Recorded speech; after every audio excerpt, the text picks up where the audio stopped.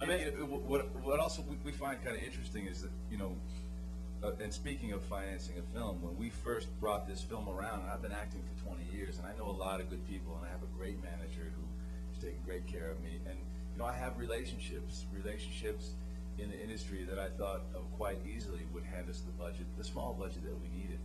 It didn't happen, and for different reasons. But one of the reasons we got was this was an issue, the gay issue within the film, that had already been dealt with, and what that really told us was, yeah, it's been dealt with within the dominant culture, but it's clear that the understanding that within the Latino and the African American community, it has not been dealt with at all, and so it was actually hard to get off the ground. We found three incredible benefactors from the Bay Area who privately funded the film and let us do what we needed to do. I would say that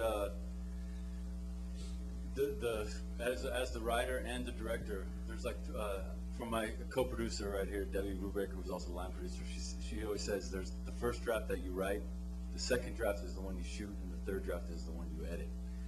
And oftentimes you might you have a monologue that you want in the movie, or there's a piece of coverage that is so beautiful it has to be in the film. There are whole scenes. The story has its own spirit, and it will dictate what works and what doesn't. And it's the same thing when you audition actors. Like we met several Linas. We considered Latina alternatives, but when we met Erica, it just like she just popped out, and like, that's Lina. And it was the same thing with Jess, and but also from a much broader artistic point, is that there are subsequently many gay actors who play straight roles, and I think that the artist wants to remain an open vehicle to whatever comes, and likewise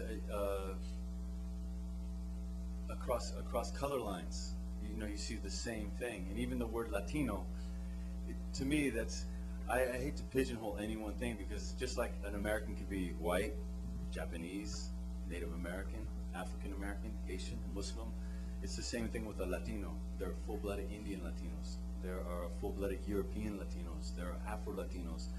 And so it's really hard to kind of generalize in those ways.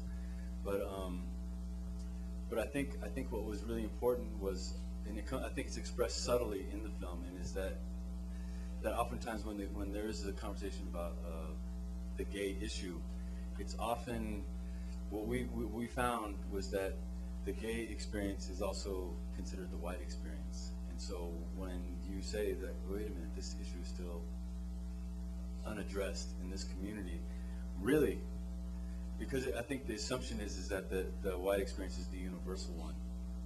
And so sometimes we have to step back. And so even he says, who's this fucking white boy? Because class and race also play a part of his reaction to just his sexuality. So. Can I say something though? I think by its very nature though, it was going to select for somebody who may not be gay, because you're talking about Latinos not coming out. So you're probably not finding that many actors to choose from. That is a problem. There's maybe more opportunities for them to show up and audition, but rarely do these roles come around, but also. I mean, Ben, in your experience, have you come across actors who are still closeted because of that stigma? Well, it would all be conjecture, but I am certain that there are a number of high-profile actors who are out there who are in fact gay, but fear of losing their careers. That's I mean, in a way, it's thematic with the fear that he has in revealing who he is to his father, the fear of being dispossessed. And I think that also speaks to your question, which is, I don't know of many well-known openly gay actors. I really don't. And the ones that do are kind of like really, like Harvey, what's his name? Yeah, he's so obviously, and they're always casting him in that same type of character. So I think it's tough, man. I think it's tough. The same thing with, I lost my point. Go ahead. Another question. I just wanted to add to that conversation. I think there are different ways that you can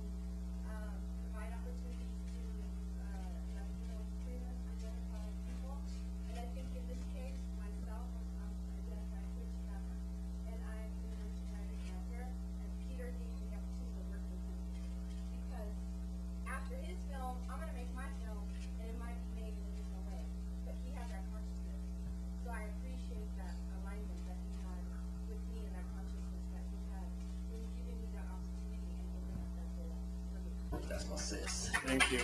Hey, can I add to that? Can I add to that? There are many things in my brother that I'm very, very proud of, and one of them, as a filmmaker, is he's taken it on as his mission, really, to create stories that feature brown, black, yellow, red faces, because those opportunities aren't out there. And he recognizes with passion that it's time to take authorship of our own stories. And with the advent of the technology that exists now and the way the entire globe is changing, social attitudes, the ground is fertile now. And he sees also, dare I say it, that as a medium, the power of this particular medium, it really has the potential to heal. It's got medicine in it if you have a good, positive message. And that's partly why we wanted to align ourselves with John, because the kind of work that John is doing within the community, he has now dedicated his life to helping youth who are dealing with identity issues and who are facing a threat from the people they know, the people they love, their families.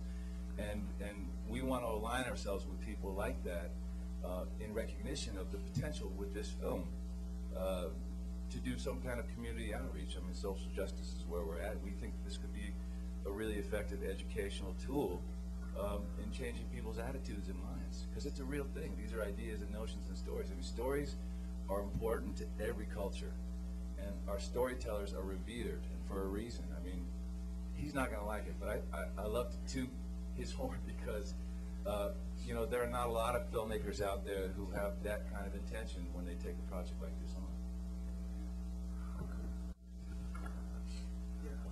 First, I wanted to commend, again, let me sound, it's, as an African-American gay man in America, I stated this yesterday in the panel that we sat in, I work for the Prayer Lounge also, that the dominant gay community is recognized as Caucasian and white, and for us, and I can speak again from people of color, we don't have our Ellens, we don't have our Rosies, and I think that's what kind of also hinders the African American growth and the Latin growth also. And I think we need to see more people like John Ricci coming out and making people like myself or youth like myself to know that. I was watching on CNN right when Prop 8 passed. Dan Savage was on the D.L. Hughley show. I love D.L. Hughley. I think he's an amazing comedian.